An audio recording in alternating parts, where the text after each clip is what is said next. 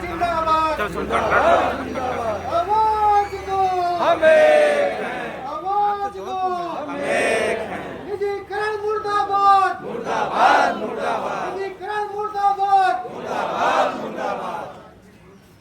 विद्युत कर्मचारी संयुक्त संघर्ष समिति के तत्वावधान में आज से संघर्ष का शंखनाद हुआ और शंखनाद के पहले दिन बाबा विश्वनाथ की पवित्र नगरी में जो क्रांति की नगरी राम प्रसाद बिस्मिल और चंद्रशेखर आजाद राजगुरु यहीं के संस्कृत विद्यालय में पढ़ते थे। तो क्रांति का यह धर्म युद्ध है, इसका शंखनाद करने के लिए हम लोगों ने उचित समझा कि काशी की धरती से धर्म युद्ध का ऐलान किया जाए, इसलिए हम लोग आए। हमारे सभी सहयोगी वीपी सिंह जी, प्रभात सिंह जी, जयप्रकाश जी, सुहेल हामिद जी, महेंद्र राय जी, अरविंद सिंह जी, के श्रीवास्तव जी, महेश शंकर तिवारी जी, शशिकांत श्रीवास्तव जी, अजय प्रसाद शुक्ला जी भी अभी देख रहे थे, भाई जी हैं, अजय प्रसाद जी लगे हुए और सभी का नाम लेना संभव नहीं है, सभी उपस्थित साथी।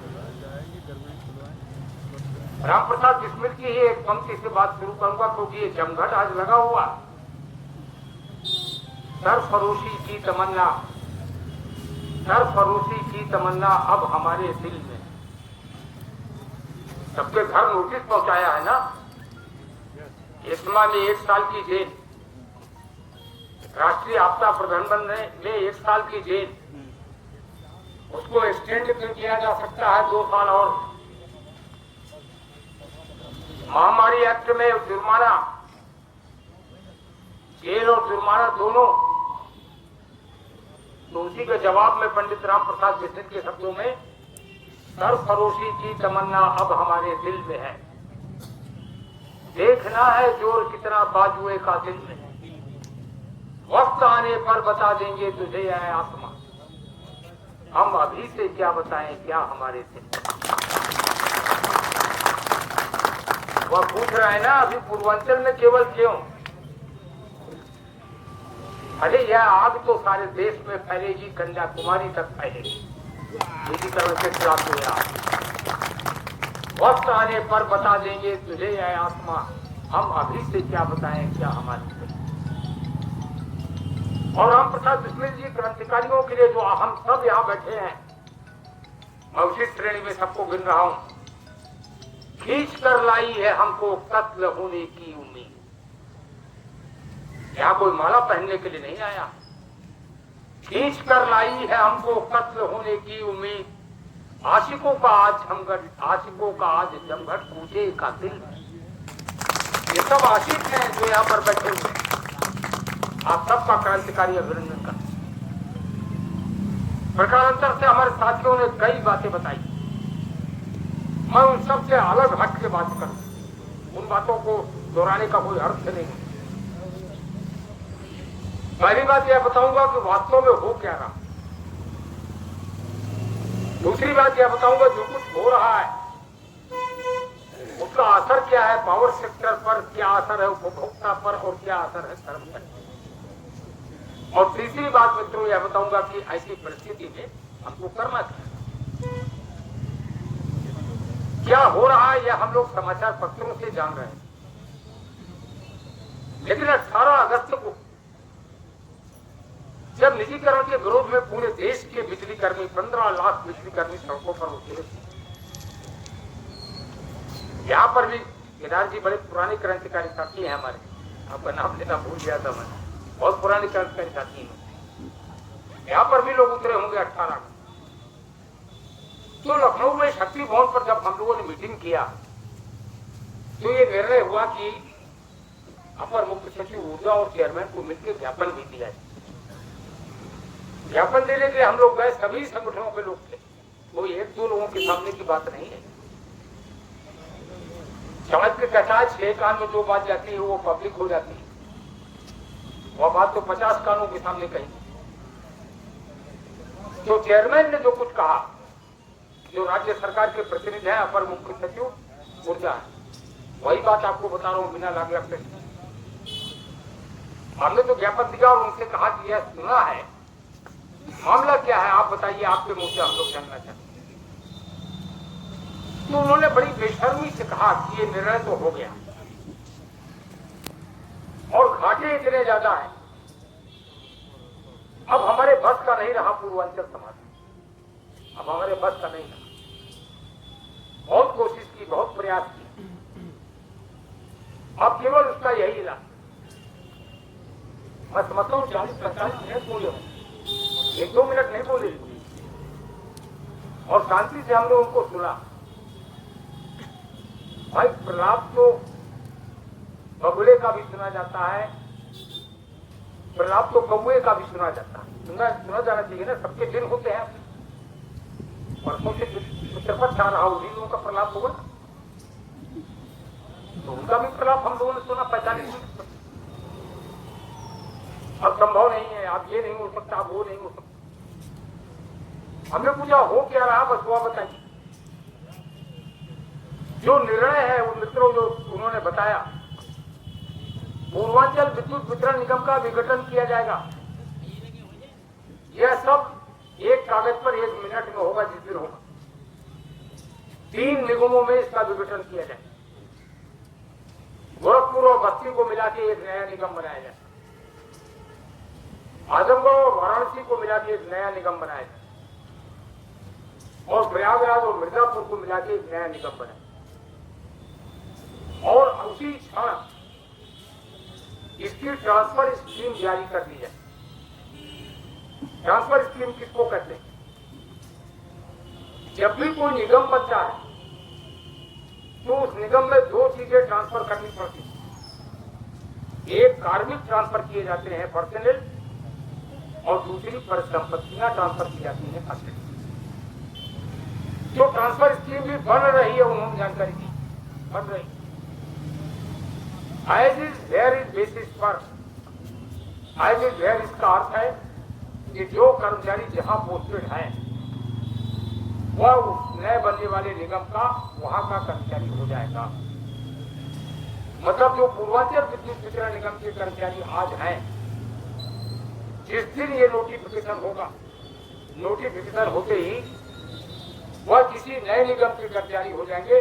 से वाराणसी निगम, गोरखपुर निगम, प्रयागराज निगम, कोई भी नाम हो सकता।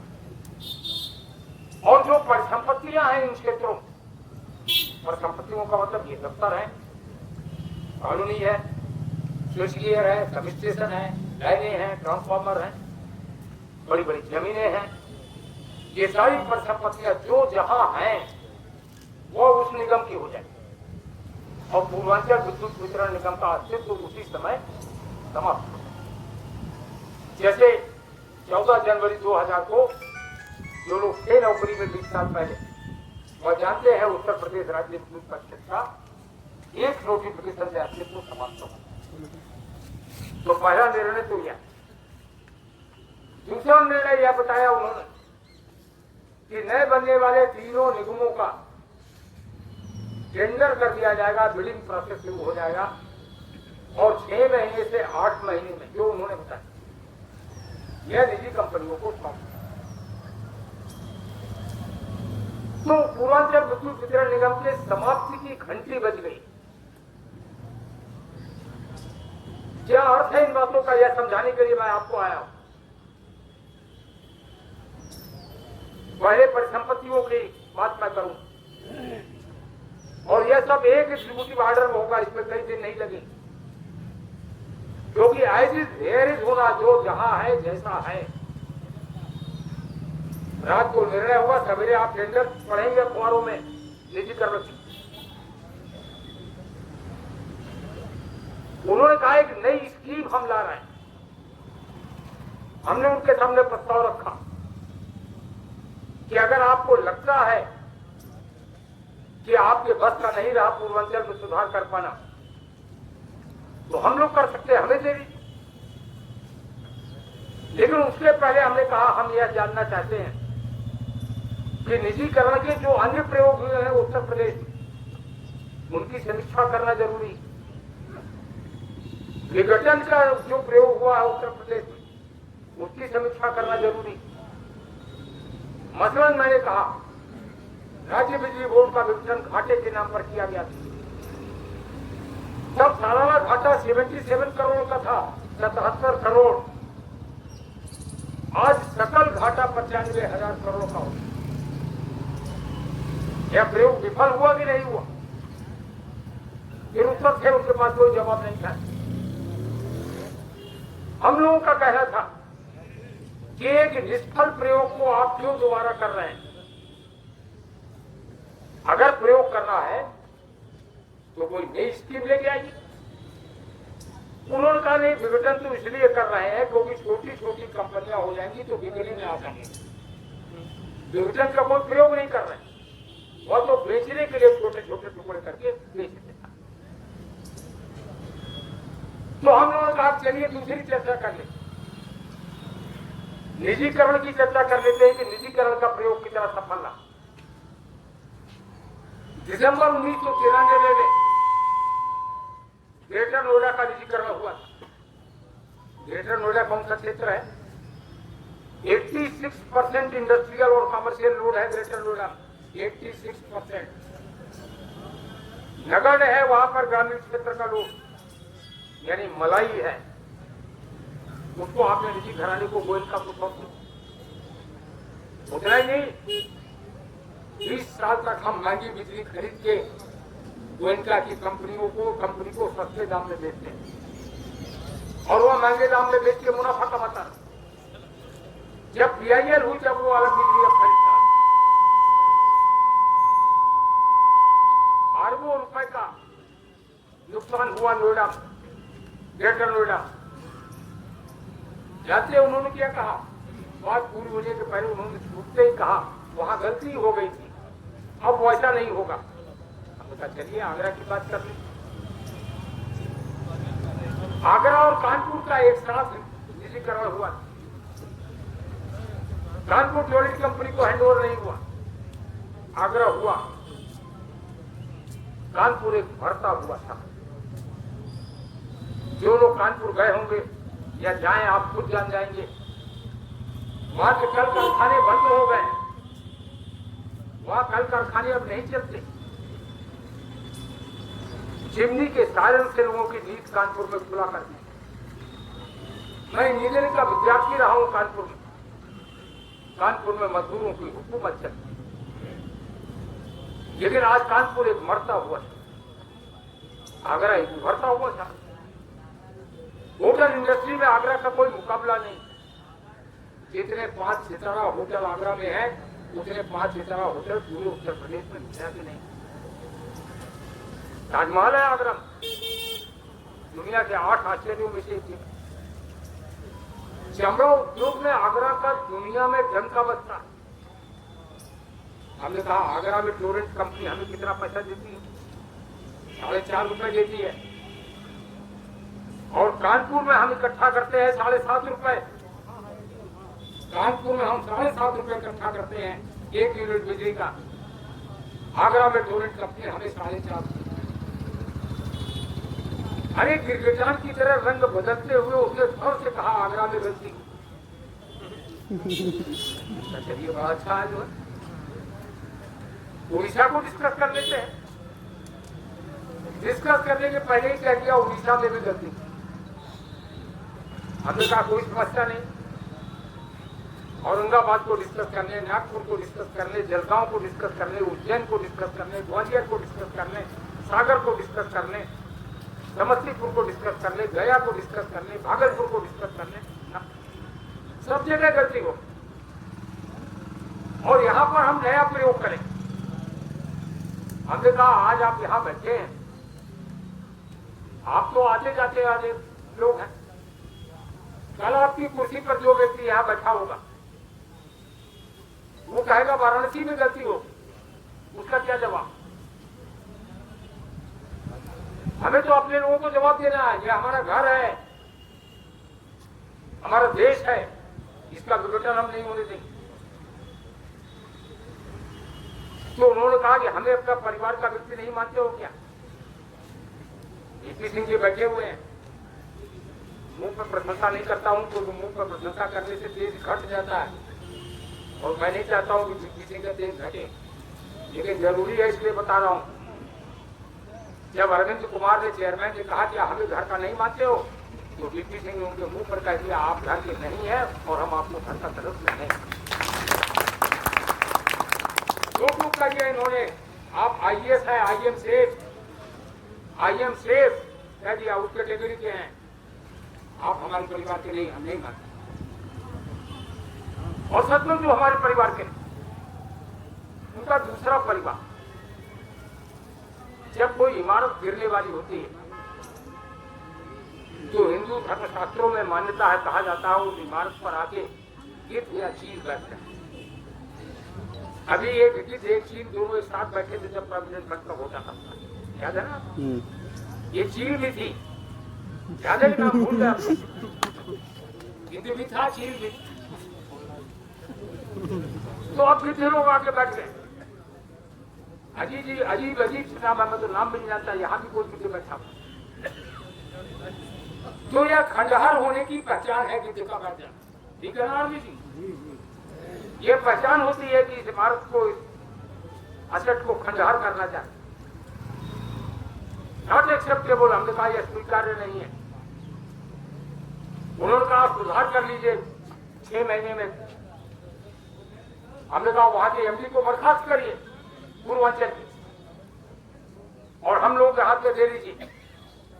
फिर हमने पूछा किन शर्तों पर आप निजी क्षेत्र को दे रहे हैं, वो अभी बताइए। शर्तें भी आप लोग सुन लीजिए, बड़ी मजेदार शर्तें हैं। पहली शर्त तो उन्होंने यह बताया कि निजी क्षेत्र को असेट सब फ्री ऑफ कॉस्ट देनी है, मुफ्त में अरबों खरबों रुपए की संपत्ति मुफ्त में हैंडओवर कर। दूसरी शर्त और मजेदार बताया, ये पोल गया कि 3 साल तक ऑपरेशन मेंटेनेंस का सारा पैसा निजी कंपनी को सरकार देगी। 3 साल तक पूरी वित्तीय मदद सरकार करेगी। बिकेगा, ऑफ द रिकॉर्ड बिकेगा। मैंने कहा दिल्ली में निजीकरण में भी यही हुआ था, लेकिन 3 साल के बजाय 7 साल तक दिल्ली में सरकार ने पूरा पैसा दिया निजी कंपनी। उन्होंने नहीं, अभी तो 3 साल की बात हुई। तीसरी शर्त बताया वो और मजेदार। उन्होंने कहा जितने रूरल फीडर हैं उनको इन 3 साल में सेग्रीगेट कर दिया जाएगा, अलग कर दिया। रूरल फीडर पर लॉस होता है तो रूरल फीडर्स को सोलराइज कर दिया जाएगा, वहां सोलर पैनल लगा दिए जाएंगे जिससे निजी कंपनी को रूरल के लोड का नुकसान न उठाए। ये शर्तें हैं जिस पर दिया जा रहा है निजी क्षेत्र। भाई हम लोगों ने उनसे कहा इन्हीं शर्तों पर आप हमें दे दीजिए, इन्हीं शर्तों पर आप हमें दे दीजिए। जानते हैं क्या उत्तर मिला हम लोग? जो एग्जैक्ट वर्ड था वही आपको बता रहे हैं। उन्होंने कहा आप हैं कौन, आप हैं कौन, ये शब्द था चेयरमैन। हमने कहा अभी आप हम लोगों को पहचानते नहीं। हमने कहा ये हमारा घर है, आप पूछ रहे हैं हम हैं कौन। तो सिटपिटा गया, उसने बात को थोड़ा बदल दिया। उसने कहा मेरा मतलब आप कोई कंपनी तो है नहीं, लेकिन पहला शब्द यही था आप हैं कौन। यह आप सबके लिए संदेश है। चेयरमैन पूछ रहा आपसे कि आप हैं कौन, कि आपके हाथ को सौंप दें निजी क्षेत्र को। यह निर्णय 23 जुलाई को हुआ। केंद्रीय विद्युत मंत्री आए थे लखनऊ। केंद्रीय विद्युत मंत्री ना भी आए होते तो भी निजीकरण का फैसला लेने का अधिकार उत्तर प्रदेश सरकार को था। केंद्रीय विद्युत मंत्री के आने का मतलब समझते हैं? काशी के माननीय सांसद तक मेरी आवाज पहुंचाई। केंद्रीय विद्युत मंत्री के आने का अर्थ सीधा यह है कि माननीय नरेंद्र मोदी जी का संदेश है। इसीलिए काशी के लोगों की जिम्मेदारी बढ़ जाती। निजीकरण का यह भयावह खेल खेला जाता, आईएएस नौकरशाही के इशारे पर खेला जाता। अपनी अक्षमता, अपनी विफलता छिपाने के लिए वह निजीकरण की बातें कर रहे हैं। मैं आंकड़ों के बहुत विस्तार में नहीं जाऊंगा। बिना पूछे उन्होंने बताया कि कर्मचारियों का क्या, वह भी सुन ली उन्हीं के श्रीमुख से गिद्ध नरेश की। बिना पूछे उन्होंने बताया था, हमने पूछा नहीं था, अभी नंबर ही नहीं आया। उन्होंने यह बताया जो कॉमन कैडर के कर्मचारी जैसे इंजीनियर हैं, जैसे जूनियर इंजीनियर हैं, जैसे अकाउंट्स के कुछ लोग हो सकते हैं संपर्क, कार्मिक के संपर्क हो सकते हैं, या जो भी हैं हम लोगों को मालूम। उन्होंने कहा उनको फेजेस में चरणबद्ध ढंग से अन्य निगमों में ट्रांसफर कर दिया। यह चरणबद्ध क्यों? क्योंकि अगर एक साथ सबको हटा दिया जाएगा तो निजी कंपनी यही नहीं पहचान पाएगी कि सर किधर है, पूंछ की। समझ रहे हैं आप मेरी बात? तो चरणबद्ध ढंग से। अब सवाल यह है कि अगर हटा दिया जाएगा इंजीनियर, जूनियर इंजीनियर और कॉमन कैडर के लोगों को, तो दूसरे निगमों में वो कहां चले जाएंगे? वहां पद कहां खाली है? वो सरप्लस हो जाएंगे। माननीय सर्वोच्च न्यायालय का एक निर्णय है कि जब किसी संस्था में लोग सरप्लस हो जाएं तो लास्ट कम फर्स्ट लो के हिसाब से उनको निकालें। लास्ट कम फर्स्ट लो। जो सबसे नए नौकरी में आए हैं उन्हें सबसे पहले नौकरी से बाहर करें। यह स्वीकार्य नहीं है मित्रों। मैं काशी आया हूं आपको यह कहने के लिए, विनम्रता पूर्वक इस चुनौती को हमने स्वीकार किया है। एक भी कर्मचारी का हम हित नहीं होने देंगे। यह इनकी जागीर नहीं है कि लोगों की नौकरियों से खेलें। और जो कॉमन कैडर के लोग नहीं है, अन्य कर्मचारी हैं, उनके विषय में जानते हैं कि नरेश ने क्या बताया। उन्होंने कहा उनको रिटायर कर दिया जाए, वीआरएस देके रिटायर कर दिया जाए। हमने कहा अजीब बातें आप कर रहे हैं। पहली बात तो रिटायर जिनको कर दिया जाएगा उनमें दो प्रकार के लोग हैं। एक वह लोग होंगे जिनको रिटायरमेंट के बाद पेंशन मिलेगी, एक वह होंगे जिनको रिटायरमेंट के बाद पेंशन नहीं मिलेगी। जिनको रिटायरमेंट के बाद पेंशन मिलेगी उनको भी कम पेंशन मिलेगी, क्योंकि उसकी 5 साल की नौकरी बाकी है, आप उसको पहले रिटायर कर रहे हैं। और जो रिटायरमेंट के वर्ष पर है, लड़की की शादी होनी है, लड़का पढ़ रहा है, और जिनको पेंशन नहीं मिलेगी वह क्या भीख का कटोरा लेकर सड़क पर खड़े हो? एकदम सन्नाटे में विद्युत कर्मचारी संयुक्त संघर्ष समिति ने 18 अगस्त को ही पावर कॉर्पोरेशन के चेयरमैन को 2 शब्दों में बता दिया कि पूर्वांचल विद्युत वितरण निगम के विघटन का और निजीकरण का प्रस्ताव स्वीकार्य नहीं है, और जहां तक हद होगी वहां तक इसके लिए संघर्ष करेगा। यह भी उनको बता दिया कि अब सुधार की बात भूल है। जब एक बार संघर्ष होगा तो कहां किस चीज का सुधार हो जाए? आपने 7 शब्दों में बता दिया, 9000 कर्मचारियों को आपने कह दिया रिटायर करके घर भेज देंगे। बिना पूछे उन्होंने बताया, बिना पूछे। हम लोगों ने नहीं पूछा। जो कॉन्ट्रेक्चुअल एम्प्लॉय है, जो संविदा के कर्मचारी हैं, बिना पूछे उन्होंने बताया। बड़ी दयनीय स्थिति में चेहरा बनाते हुए कि निजी कंपनी आएगी तो उनका क्या होगा, इस पर भी हम लोग कुछ देखेंगे, कुछ बात करेंगे, क्या होगा क्या नहीं। जो वो कॉन्ट्रेक्चुअल एम्प्लॉय है, संविदा के उन 15,000 कर्मचारियों की जिस दिन विघटन होगा पूर्वांचल विद्युत वितरण निगम का, कॉन्ट्रैक्ट इस निगम के साथ है, एट द सेम मोमेंट उन 15,000 लोगों की नौकरियां चाहिए। यह जाने नहीं देना है। करो या मरो की भावना से यह जीवन और मरण का संघर्ष है, यह कहने की। अभी आपने देखा लखनऊ के एयरपोर्ट पर जब निजी से हाथों में गया तो 400 संविदा कर्मचारियों को आते ही प्राइवेट कंपनी ने निकाल दिया।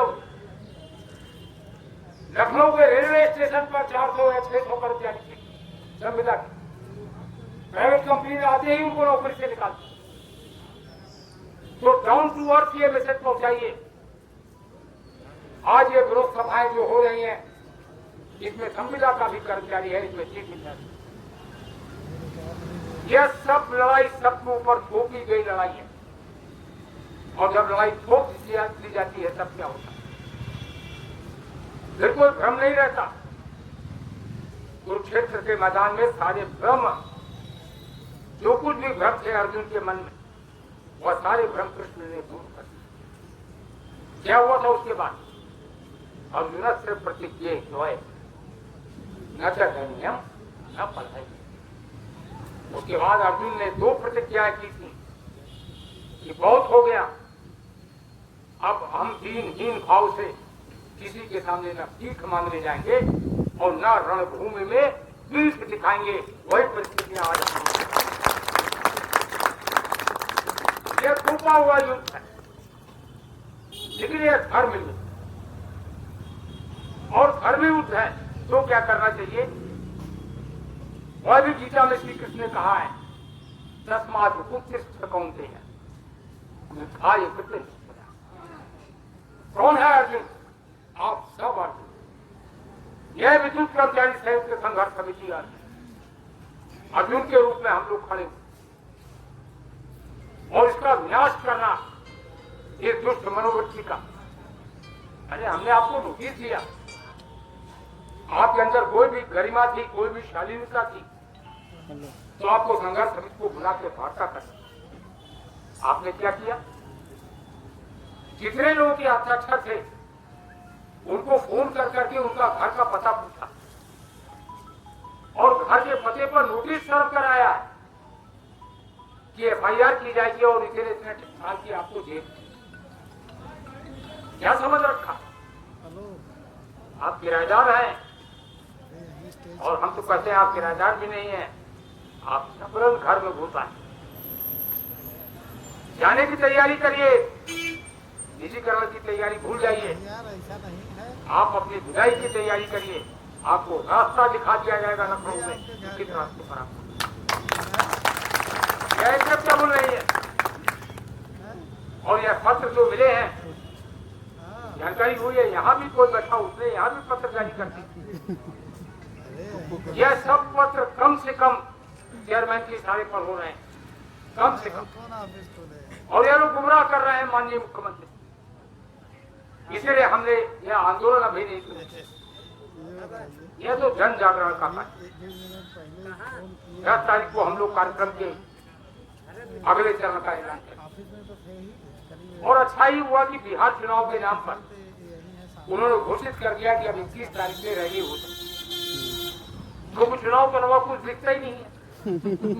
बिहार का चुनाव है तो रैली उनको भी करती है, तो अच्छा हम लोग रैली भी करेंगे, क्योंकि 21 तारीख से तो फ्री हो गया था। उन्होंने दे दिया रब पैसे कि रैलियां हो जो तुम निर्भय होकर संघर्ष में उतरिए। मैं अपनी बात को विराम दूंगा, निर्भय होकर संघर्ष। मैंने लखनऊ में कहा, आपको भी कहूंगा, कई लोग मुझको कहते हैं बहुत वातावरण विपरीत है। अरे क्या विपरीत था वातावरण? इससे कुछ विपरीत होगा, 10,000 लोगों की नौकरियां जा रही, हड़ताल करने पर, आंदोलन करने पर जेल ही होगा, नौकरी तो जाएगी। वह तो बिना किए भी जा रही, तो क्या विपरीत है? इसलिए मैं अपनी बात को मित्रों विराम दूं तो 2 पंक्तियों से वो पंक्तियां सब कुछ कह जाती है। हवा तो है ही मुखालिफ, मुखालिफ मतलब विपरीत, अगेंस्ट। हवा तो है ही मुखालिफ, तू डराता है क्या? हवा तो है ही मुखालिफ, तू डराता है क्या? लेकिन हवा का रूप देखकर कोई दीपक जलाता है क्या? संघर्ष की मशाल को विद्युत कर्मचारी संघर्ष समिति ने प्रज्वलित कर, इस मशाल को बुझने नहीं देना है। संकल्प करिए, इस मशाल को बुझने नहीं देना। निजीकरण के हौसले पस्त होंगे। 10 तारीख को संघर्ष के अगले कदमों का ऐलान होगा।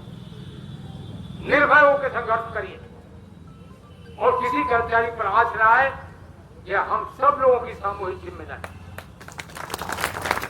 हम पहले भी लड़े हैं, पहले भी जीते हैं, फिर लड़ेंगे। निश्चय ही विजय श्री हमारा वर्ण करेगी। इन्हीं शब्दों के साथ सबका एक बार पुनः क्रांतिकारी अभिवादन करते हुए मैं अपनी बात को विराम दूंगा। धन्यवाद। जय हिंद।